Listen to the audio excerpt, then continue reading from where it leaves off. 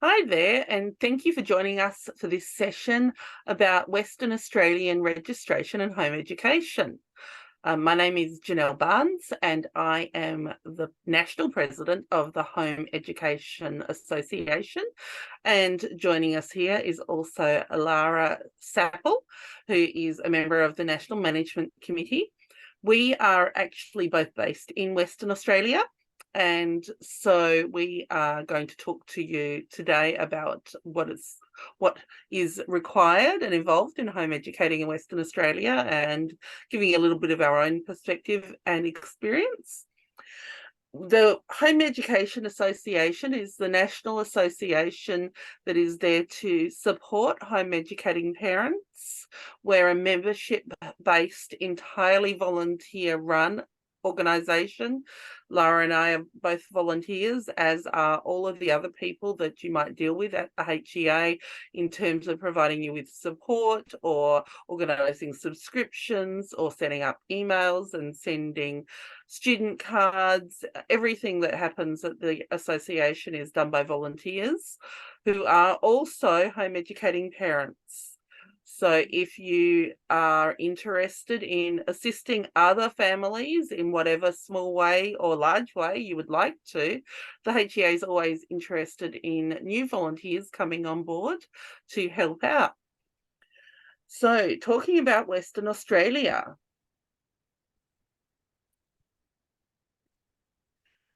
home education in Western Australia has grown at a very fast rate over the last decade. In 2013, we had 2,211 registered home educating students. And by 2023, the number of registered home educating students was 6,466. As you can see from the statistics, which come from the Department of Education's annual report, we did have a the numbers had been progressively going up over the years, though there was a rapid jump post-COVID from 2021 to 2022. But the numbers have continued to grow as families have discovered that home education may be a better choice for their children. So if you decide that you would like to home educate your child who is currently at school, the first step is to notify the principal that you plan to home educate. Now, that part is only relevant if your child is already at school or if it is after the end of February. If your child has not started school for the school year, for a new school year, and it's still in February and you've decided to home educate, you have until the end of February to register without needing to start school. However, if you are removing your child from school, you notify the principal, and then you have up to 14 days to get your child registered for home education. So the first step is to contact your local regional education office. There are two in the Perth area, North Metropolitan and South Metropolitan, and then 6 other regional offices across the state in the different regions. In the Perth-based offices, there are quite a number of people who work in the area of home education in each of those metropolitan regional offices. But in some of the smaller regions, there may only be 1 or 2 who work in that area. When you make contact with the home education people at the regional office, they will send you out the registration pack, usually by email. If you are not comfortable making telephone calls, it is also possible to go onto the Education Department's website and find an email address for those offices. So you'll get your registration information, your registration pack, and you just need to complete the application and provide the supporting documents, and you'll receive a certificate that you are officially home educating your child. which can be useful if people sort of ask questions about, is your child supposed to be in school, if you want to be able to prove that you're home educating. So who can be a home educator? Parents or legal guardians of a child can be home educators. So that doesn't mean that you can't have grandparents or step parents or even aunts or uncles or other friends and family involved in helping the child to learn. But the legal guardians of the child are the ones who will have to register for home education and will need to be the ones who take on the responsibility of providing that child with the education. So even if the day-to-day educating might be done by somebody else within your family situation, the people who need to apply and who have the legal responsibility are the parents or legal guardians. You need to live in Western Australia to be registered within the Western Australian system, because education is a state-based issue in Australia. Each state has a different home education system and different requirements. So what we have here is very different from what you might find in, say, Queensland or Victoria. So you can only be registered within one state for home education. If you are somebody who's planning to travel, then there are options for that when you do register and you do have a conversation with the people from the Department of Education, and it depends on your situation, if you're and how long you're traveling for. But things can be made, arrangements can be made. And you need to be a citizen, a permanent resident, a New Zealand citizen, or somebody who's on a temporary resident visa residing in Western Australia. Those are the people who are allowed to register. You can't, for example, be somebody who is living over, a Western Australian family living overseas can't register for home education in Western Australia. So an application for registration as a home educator. This is the information that you need to provide to the department. One of the things they ask on there, we mentioned it on the next page, is a school curriculum and standards authority number, SCASA. You may not know that number for your child, and that's not unusual. And if you leave that area blank, the office will look it up. But if you do know your child's SCASA number, which is a unique identifying number for each child within the Western Australian education system, then you can add that to the form. If you don't know, then the department will add it for you. You also need to, if you have court orders that are relevant to the education of your child, you will need to attach those. Court orders through the family court can create some difficulties. Everybody with legal guardianship of a child needs to be on board with home educating, which can be an issue sometimes. So it can't be the decision of a step parent if they're not also a legal guardian. And you need to be able to provide evidence that the child is a citizen via a birth certificate or copies of the visa or whatever, citizen or permanent or temporary resident. So you fill in the application form. It's not too scary. As you can see, that form there has space for 2 students, and you just keep filling it in as relevant to you. Now, this is, of course, only relevant if your child is already of mandatory schooling age. If you've got a 3 or 4-year-old who would be attending non-compulsory kindy, then you don't have to register as a home educator. It's only children who are of an age that they would be in pre-primary or above that you need to register them through home education if you are going to be educating them at home rather than sending them to school.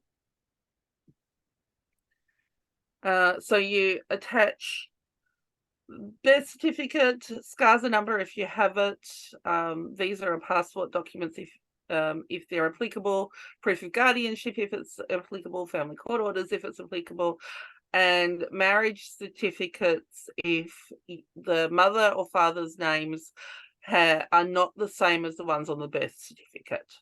I was a modern woman who chose not to change my name, and so I still go by my maiden name, and that's what's on my children's birth certificate, so I didn't need to provide a marriage certificate.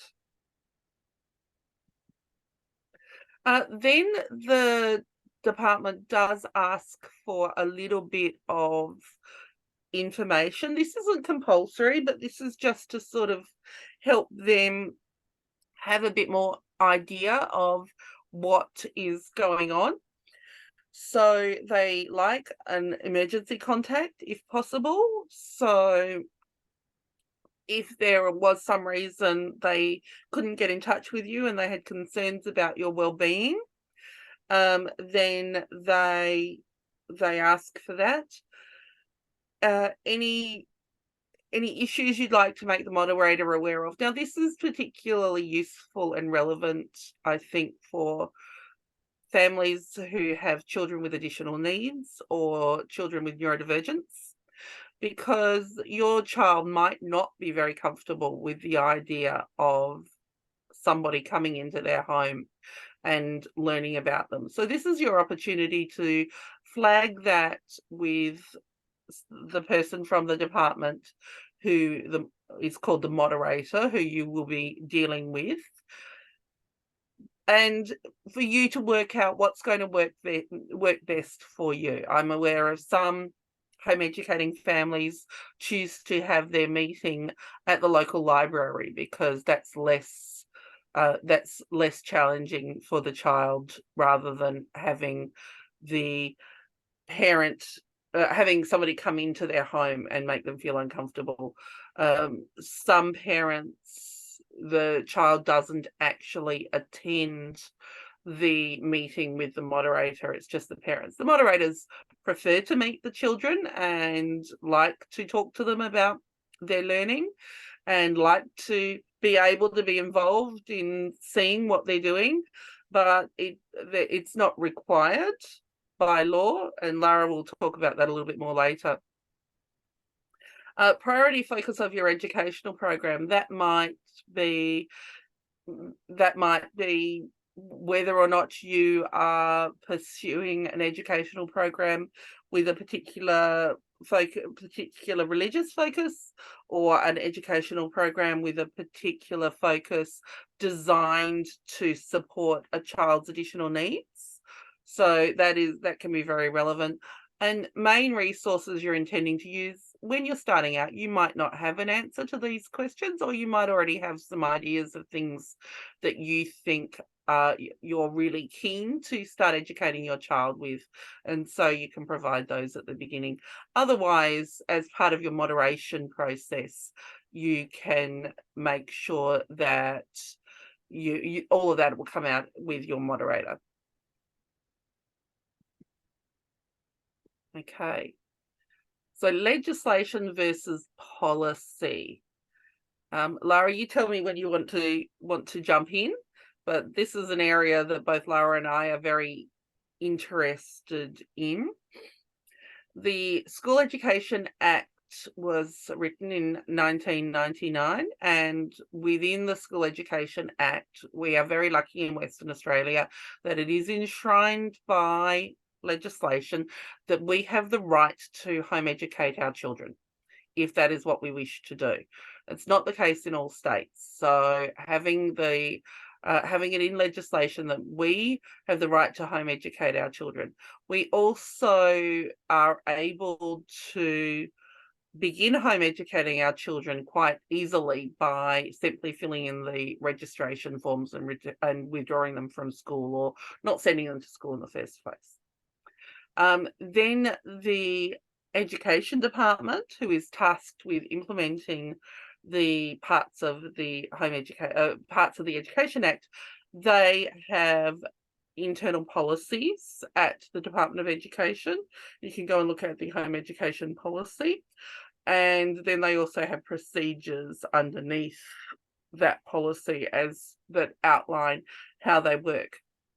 Now, because we just mentioned earlier that home education is administered at a district level and there are 8 different districts, there can be slight changes between the districts. The way things happen in one district might be a little bit different to the way they happen in another district, in terms of things like when your first meeting might be with your moderator, or when how long it might take for your application to be processed.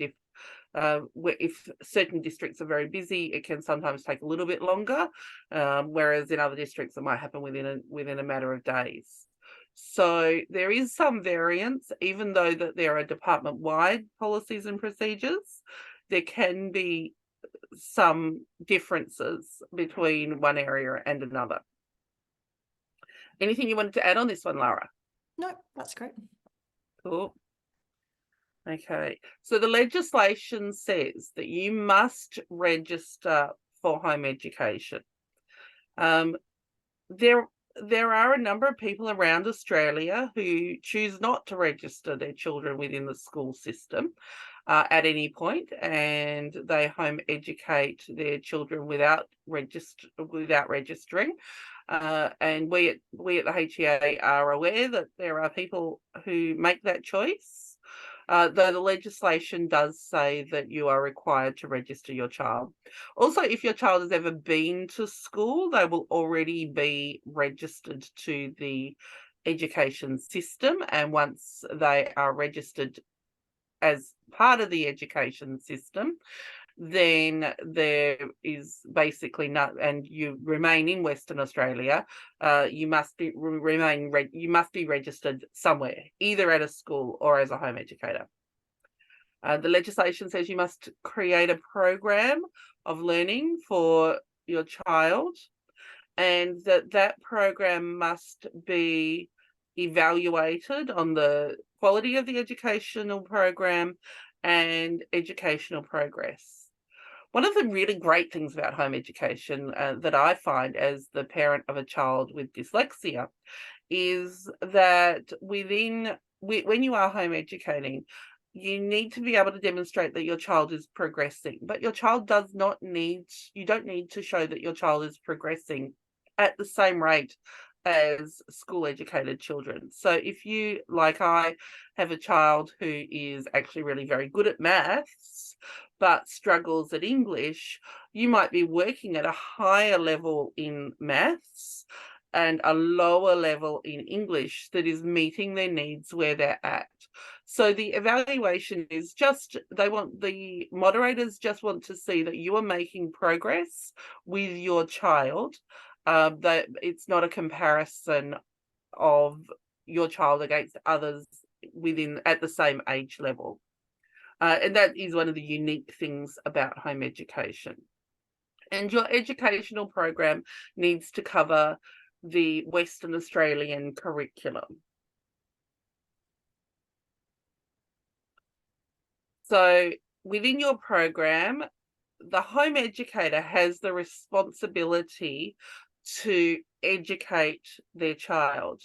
So they want to see an organized set of learning activities designed to enable a child to develop knowledge, understanding, skills and attributes, and that are relevant to the child's individual needs. Of course, the individual needs of a teenager are going to be quite different to the individual needs of a preschooler.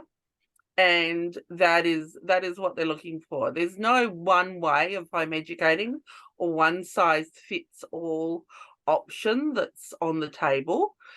It is what works and what is required for your child.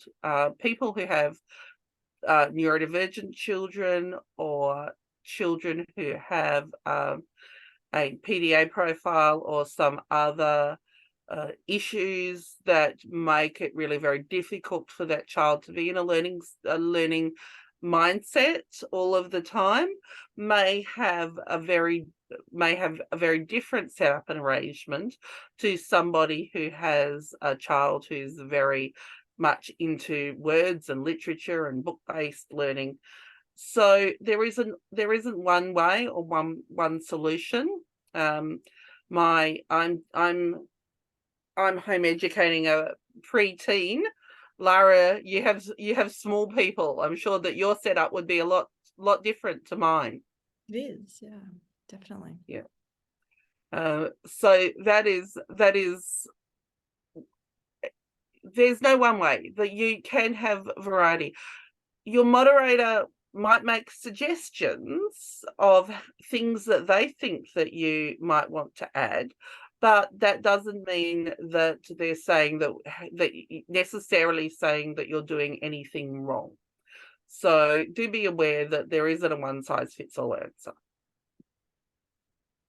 Okay, so when you're thinking about your program, you can think about what you want to do in the home with your child. You might want to use certain books. You might want to use online programs. There's so many online programs you could use. You can use like Yuka, you could use Literacy Planet, Maths Online. And the best place, I guess, to go to get feedback on what are the best online programs would be to utilize Facebook groups about homeschooling, because parents have used them and they provide good feedback. You could also have a one-on-one tutor come into your home to give support and help your child learn maybe literacy and numeracy skills. It's really up to you how you structure it in your home. Outside of the home, there's lots of fantastic things for homeschoolers. You can go to tutors outside of the home. You could go to an art tutor. You could have music lessons. There also are group classes for homeschoolers. There's like parkour group classes, gymnastics classes, science classes. We're starting an art endless. class. Yeah, we're starting an art class this week that's being put on for homeschoolers through the PCYC. So that's exciting. We're looking forward to that. It sounds fabulous. Like and your local library is also great for outside the home. You can go down and use a whole range of different resources and spend time in the library, like accessing different things that you don't necessarily have in your own home. There's also you can also join co-ops, which is where a group of parents, homeschooling parents, collaborate and teach their children together. And there's lots of different co-ops around WA. And there's just so many fantastic opportunities to take your kids outside the home on excursions. So you can take them to the zoo, museums. There's just an endless opportunity to do things outside of the home in homeschooling. And what's really important with your program is that you somehow decide how to document all this fabulous learning that you've done with your child or children. And some people like to document in apps, so like using like something like Evernote or Diarium. Some people like to document on Facebook or Storypark, Google Docs. It's really up to you how you decide to document your child's learning. You could use write a list of just all the books that you've read, all the museums that you've been to. You can use portfolios or workbooks, and that's just your choice. You are allowed to decide how to document your child's learning. I really love each year my child does some kind of video explaining something that they have done during the year to the moderator that they've learned, and they put that together and create this little video, and sometimes there'll be a song and a dance involved, and that's all. Pictures, photos of what you're doing is a nice fast way to just have that little bit of evidence that just shows here is something we've done, and it's a good memory peg for the adult as well, I think. That's what I do. I like take photos and I just put it in my Diarium, my app. And what I like about that, then there's the document of the date that occurred, and I can go back and find it. And then I just wrote and I also tag it in that app. I tag whether it was English or HASS, and I also just write a little summary of what I've done. Cool. You want to go to the next one? Yeah. So the School Education Act 1999, it only mentions curriculum in the section about cancellation of registration. However, in the home education procedures by the Education Department, it states that the moderator must prepare an evaluation report on the child's educational program and/or educational progress, including the extent to which it is consistent with the West Australian curriculum and is based on evidence provided by home educators and observation. So you're probably starting to think, well, what do I do with this curriculum? Where is it? And I'm just confused. So on the next slide, we're going to tell you more about the curriculum. So the curriculum is made up of 8 learning areas: English, mathematics, humanities and social sciences, technologies, health and physical education, languages, science, and the arts. And it's your responsibility as the home educator to cover those 8 learning areas. And you might be feeling a bit unsure of how to cover them, where to go to look for this information. A really good place to start is ACARA parent information. So the ACARA is the national curriculum, and on their parent information section, it's actually worded in everyday simple language for parents. So you don't have to have a teaching degree to understand that. So that's my recommendation. Start at looking at the ACARA parent information. That's free. But if you want something that's paid, where it converts the curriculum into like a checklist in everyday language, there's a business on Teachers Pay Teachers called Whispering Waters, and they do that. I think it's about $23. You could also go to look at the ACARA achievement standards, and the achievement standards on a page is probably a good one. It's like it's in the nutshell of what you need to cover for each of those learning areas per year. And then you can also look at the WA curriculum, and the picture on the screen, those 8 learning areas, that's from the Western Australian website of the curriculum. So that's the SCARS's page, and that also has information about the curriculum. So then you've got to think about, well, how am I going to show that I've covered these 8 learning areas? And you can do that in a way that suits your family and works with you. Some people might want to write a summary of the 8 learning areas and map it to the curriculum. Some people might do portfolios. It's really up to you how you do that.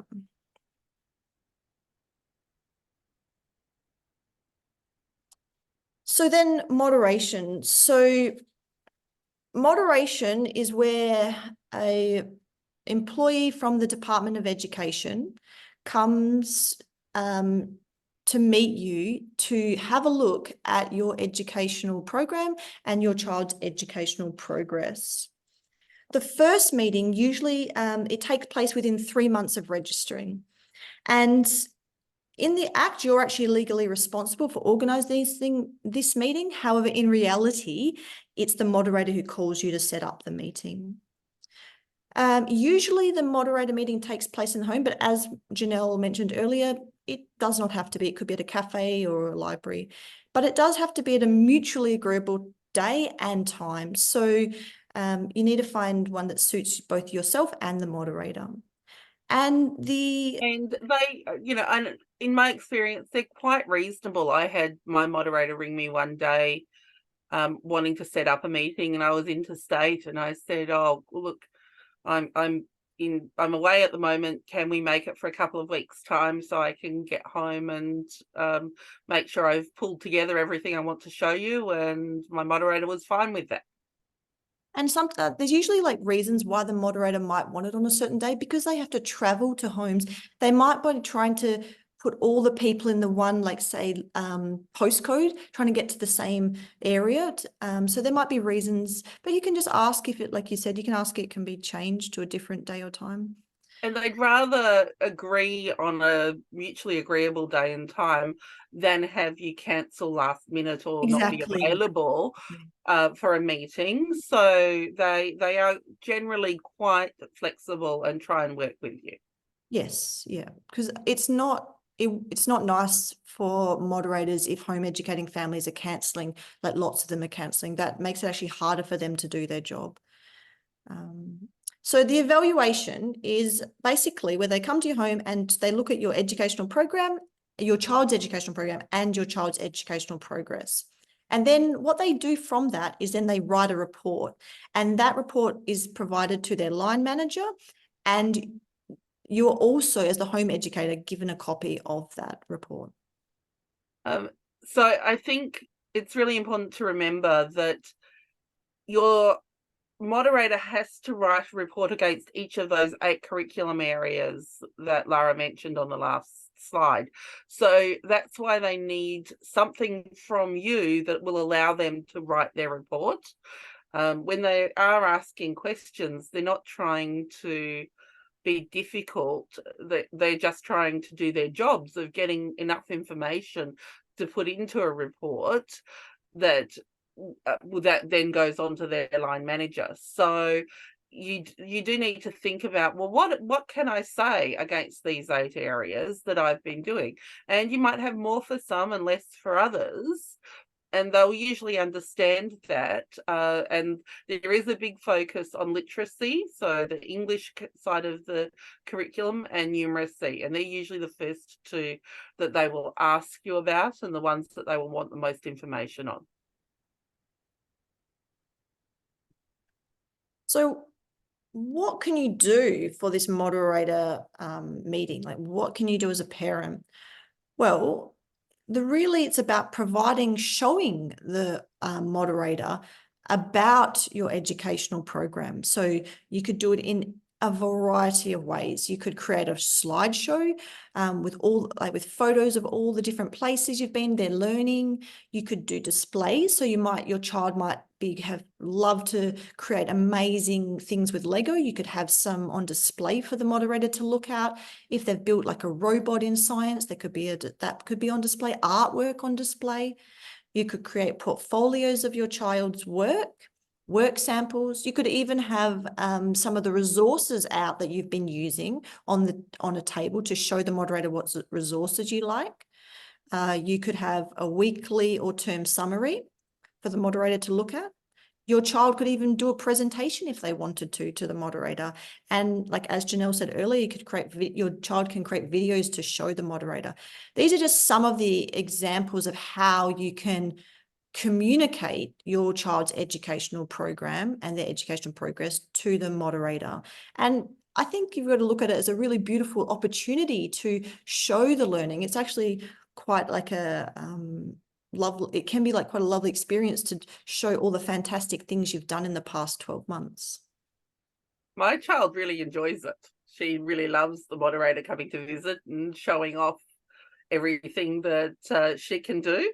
So it can be, while we know some people find it really daunting, it can be really fun too. So yeah, with moderators, it's meant to be like a collaborative relationship where they can come and provide suggestions to you, they observing, and it's really like an opportunity to showcase your child's learning. However, HCA is also aware of moderators who do overstep their role, and that can be problematic for parents because it can make them feel quite stressed, and it also is like not a nice situation to be in. So what are some examples of like when maybe a moderator's overstepped? It might be like they calling up and saying, can I come over tomorrow for an evaluation? It might be if they are talking about other families and in a way that identifies the other families. It might be something like if a moderator talks about the cleanliness of another person's home. It might be if a moderator tells you your child has to do 3 hours a day of literacy and 3 hours a day of numeracy. If they're insisting on marked assessments, or if they're saying to you that your child may have to go back to school. Just to add, while we are aware of moderators who overstep their role, the more we know, the more we can advocate to support parents and families. So if if every time somebody lets us know if they've got an issue, then that information is useful for us to be able to be more involved in advocating. We always do want to know if people are having a challenge. So if you have your moderation meeting and there's no issues, you'll be given another 12 months of registration. If there is an issue, what will happen is you'll receive a written notice of concern. And in that written notice of concern, your moderator will provide reasons for the concern, and recommended actions that you can take to address the concern. And then you have a period of time to address those concerns. And it's usually a period of 4 to 6 months. And then the moderator will come back to your home for a reevaluation meeting. And at that reevaluation meeting, they're looking to see if you've addressed the concerns that are in writing. And then they will write a report, and the report will be given a copy to yourself and to the Director of Education.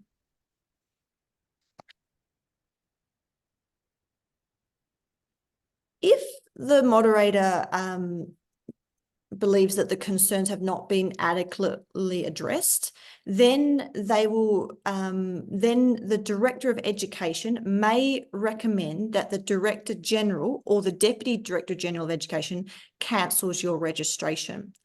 And if this happens, you will receive a written notice of cancellation in the mail. And there are only 5 ways that your registration can be cancelled.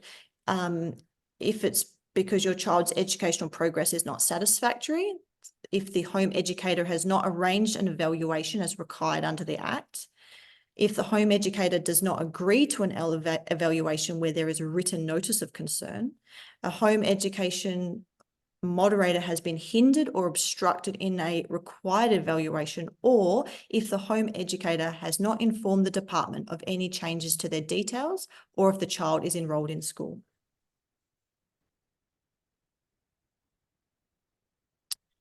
As a home educator, you have the right to appeal a cancellation of registration.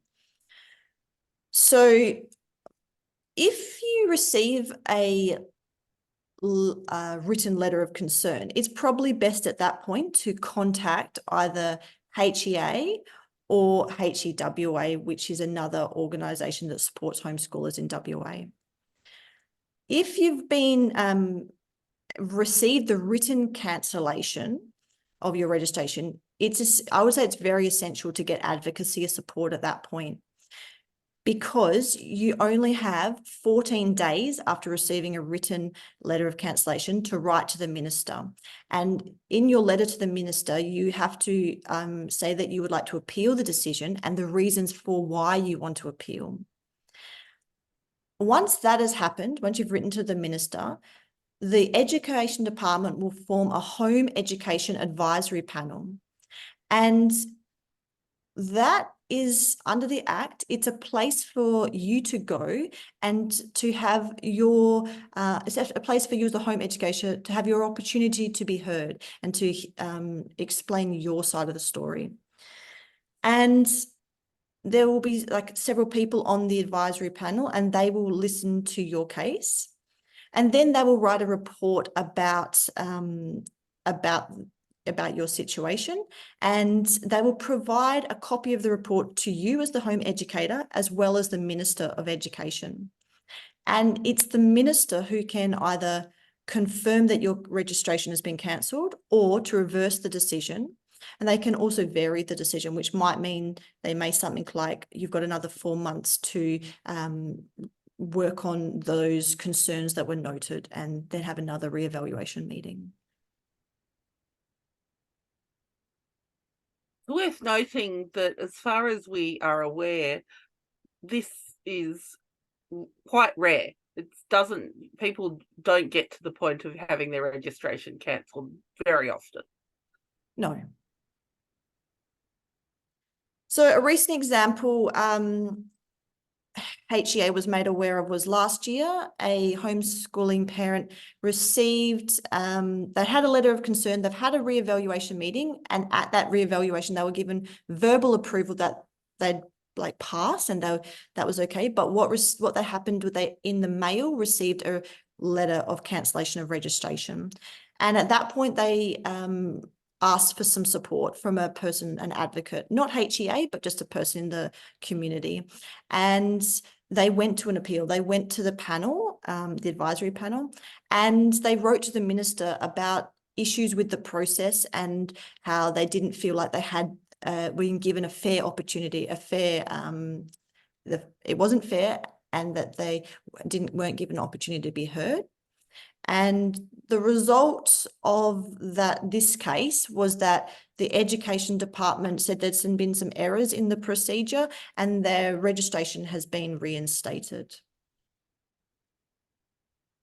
Which is great for the parent that they have had that opportunity to be appropriately heard and can return to their home educating. So yeah, just basically to recap what we've talked about today, we have talked about registration, the steps involved, what is required and who can be a home educator. We've talked about what actually is an educational program and how do you, what that looks like and what you might do when you're home educating. We've talked about the curriculum, and then we've talked about moderation, the meetings, what a moderator meeting can look like, and your option if your registration has been cancelled to go to an appeal. Do you want to say anything else, Janelle? I would like to remind people that the Home Education Association has access to a huge number of fantastic resources that can be helpful in home educating your child. Through our various subscription programs. We also have a lot of free resources on our website.